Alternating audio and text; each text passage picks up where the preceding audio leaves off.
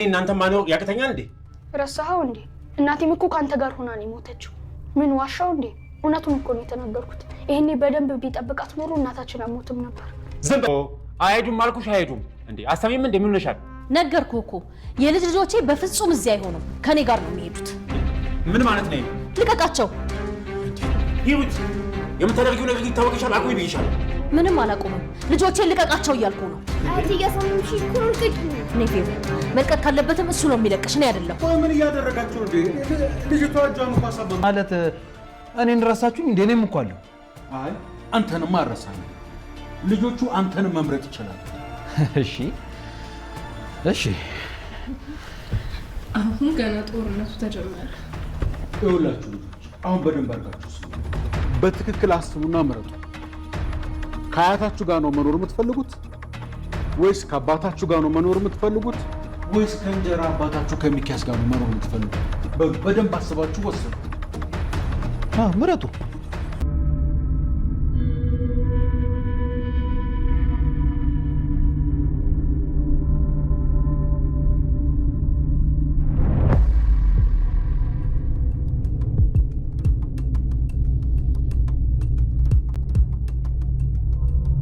ለማመን የሚከብድ ለመወሰን የሚያዳግት እጅግ አጣብቂኝ ውስጥ ገቡ። የሚኪ ልጆች ወይም የብሩክ ልጆች ከአባት ከእንጀራ አባት ከአያት ምረጡ ተባሉ። ወይዘሮ ሂሩት ባመጣችው ሀሳብ ማን ይመርጣል? ማንን ይተዋል? እጅግ አጓጊና ልብ አንጠልጣይ። ብሩክ ምንም ቢሆን አባታቸው ነኝ። ካሌብ እንግዲህ ብሩክን እናቴ መጠበቅ ስለማችል ነው እናቴ የሞተችው፣ መጠበቅ ብችል ትተርፍ ነበረ የሚለው ቅስም የሚሰብር ጉዳይ። ይህንን ቃላት ማን መረዘው? ይህንን ንግግር ማን አስተማረው?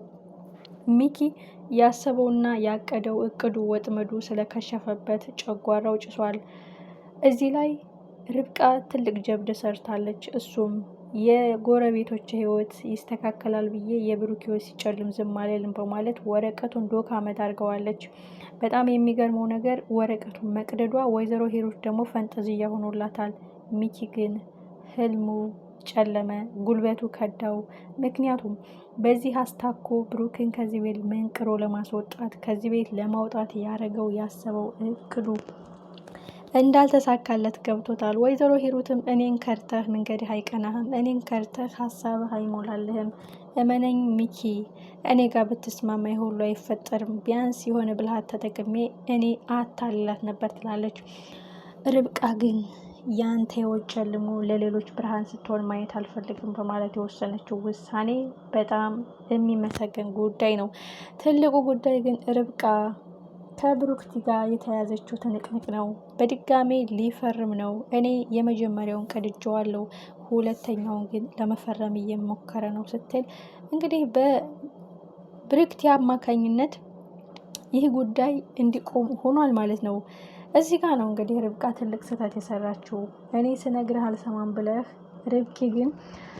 ብሩክቲ ግን ስትነግርህ ሰማሃት። ቆይ ምን ያህል አውርደህና አቅለህ ብታየኝ ነው ይህ ሁሉ መለያየት፣ ይህ ሁሉ ልዩነት የመጣው? እሷን በአንድ ስልክ ጥሪ ሰምተህ እኔ ግን ጉሮሮ እስከሚደርቅ ስለፈልፍ አምሽቻ አድሬ አልሰማኝ ብለህ ነበረ በማለት እንግዲህ ነገሯን ጀምራለች። ጥሩ መረጃ የሰጠችው ለብሩክቲ ጥሩ ሆኖ ሳለ ቅናቱ ግን አሁንም አልለቀቃትም። ብሩክ አሁን ስለ ፍቅር ጉዳይ የሚያስብበት ጉዳይ አይደለም። ግን የኋላ ብሩክስ ከማን ጋር ይሆናል?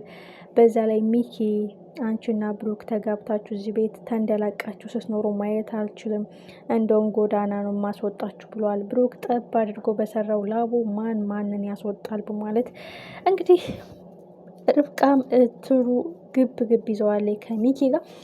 ሚኪም እንግዲህ አንቺ ነው መጀመሪያ የማስወጣሽ፣ የመጀመሪያ ቀይ ካርዱ በአንቺ ይመዘዛል ብሏታል። ይህ ጉዳይ መጨረሻው ምንድን ነው? ከትልልቆቹ ትንቅንቅ አሁን የልጆቹ ጭንቀት ይበልጣል። ልጆቹ ከእናት ከአያት ከእንጀራ አባት ምረጡ ተብለዋል። ብሩኬ ግን ሁለቱንም እጃቸውን ጠርንፎ በፍጹም አልለቃቸውም፣ የእናታቸው አደራ አለብኝ፣ ምንም ቢሆን አባታቸው ነኝ፣ የሚኖሩት እናታቸው ቤት ነው፣ ይህም ቤት ስለማንጥለው እኔን ስለማንጥለው። እንግዲህ ካሌብ ሚኪን ሊመርጥ ይችላል። ግን አላማና እቅድና ፍላጎት ይኖረዋል። ትንሿ ግን ሴቷ በትክክል ብሩክን ነው የምትመርጠው። ከመጀመሪያውም ስታወራ እንደሰማናት ግን ወይዘሮ ሂሩት ልጆቹን ከባድ ነገር ውስጥ ከታቸዋለች። በዛ ላይ ልጆቹ አያታችን ነው የምንፈልገው ብለው መርጠው ቢሄዱ እንኳን ጨክነው ያን ያህል ድፍረት አይኖራቸውም። በቃ ማንንም አንመርጥም፣ እዚሁ ነው ተሰብስበን የምንኖረው በማለት ሀሳባቸውን ሊቀይሩ ይችላሉ። ብሩክን ሲሉ እንግዲህ አያትየዋን ትልትላለች። ሚኪን ትተውት ብሩክን ከመረጡ ብሩክ በሆነ አጋጣሚ ሊጎዳቸው ይችላል። ስለዚህ ከሞሉ ጦርነት ከማፋፋም ዝም ማለት ይቀላል በማለት አንሄድም፣ ማንንም አንመርጥም፣ በቃ እዚሁ እናታችን ቤት ብለው ሊወስኑ ይችላሉ። እጅግ የሚገርመው ግን የሚኪ መንጨርጨርና የሚኪ ጨጓራ መቀጣጠል ነው። የተቀደደው ወረቀት ህልሙን አጨንግፎበት ወጥመዱን አክሽፎበታል። በድጋሜ የተቀደደው ወረቀት ተገጣጥሞ ፕሪንት ተደርጎ ትፈርማለህ ቢለውም ብሩኬ ሀሳቡን በመቀየሩ እጅግ ተናዷል። ይህም ብሩክ ለምን ቀደድሽ እያለ ርብቃን ሲቆጣ ስል ነበር። አይ ተረጋግተው ነገ ይፈርማሉ ብሎ ተስፋ አድርጎ ነበረ። የወረቀቱ መቀደድ ግን ወይዘሮ ሂሩትን ጨቡ ያስረግጧታል። ይህ የምስራች ነው ለሷ። እኔን ከርቶ እንዲሳካለት አልፈልግም። እኔን ከርቶኝ በእኔ ሀሳብ በእኔ ፍላጎት በመነጨ ሀሳብ በፍጹም እንዲረማመድ አልፈልግም ያለችው ነገር ስለከሸፈ እሷ ደግሞ ልቧ ቅቤ ጠጥቷል። ሚኪ ደግሞ መኘኝ ወይዘሮ ሂሩት ትርሲት በጣም ትጠላሻለች። ከራስ ወዳድነትሽና ገንዘብ ከመውደድሽ አንጻር በጣም አዝናብሽና ተከፍታብሽ ነው የሞተችው። እመኝኝ አንቺ ለገንዘብ ምንም ታደርጊያለሽ። ሲጀመር ይህ ደስ ያለሽ እኔ ስላላገኘው ነው። በትክክል ለአንቺ የሚሰጥ ቢሆን በትክክል ብሩክ ጥሩ ውሳኔ ወሰነ፣ ፈረመ በማለት ደስ ይልሽ ነበረ። እኔ ብቻ ለወስደው ስለነበረ ነው እንደዚህ ሆንሽው እንጂ እውነት ለልጆቹ አስበሽ ቢሆን አይሆንም። ምንም ቢሆን የልጅ ልጆቼ አባት ነው። የእናታቸውን ድርሻም የእሷን ድርሻም ይዞ ልጆቹ ሊንከባከባቸው ይገባል በሽ ትቆረቆሪ ነበር። ስለዚህ ለገንዘብ ምንም ታረጊያለሽ። እንደውም ትርሲት በጣም ታዝንብሽና በጣም ትማረርብሽ ነበር በማለት እንግዲህ ወይዘሮ ሂሩትን በእንጨት ወጋ አድርጓታል። እንግዲህ በነገር ሸንቆጥ አድርጓታል። ወይዘሮ ሂሩትም እንግዲህ ራስ ወዳድና ገብጋባ ስለሆነች ይህ ነገር ተሰምቷታል። ልጄ አሰቃየውሽ፣ ልጄ ፈተና ሆንኩብሽ፣ ልጄ በስንት ጭንቅ እዚህ መድረስሽን እረስቼ ነገሮችን አስከፍቼሻለሁ፣ ልጄ ይቅርትኝ ይሆን እያሉ ፎቶዋን ይዘው ሲያለቅሱ ሲያነቡ አይተናል። በጣም የሚያሳዝነውና የብሩክና የሚኪ ፍጥጫ ነው። ሚኪም በድጋሚ ወረቀቱን እንዲፈርምም ሲበብለው ሀሳቡን ትችዋለሁ። የፍርድ ቤቱ ቆጠሮ 1 ቀን 2 ቀን ቢዘገይ ከ2 ወራት አይበልጥም።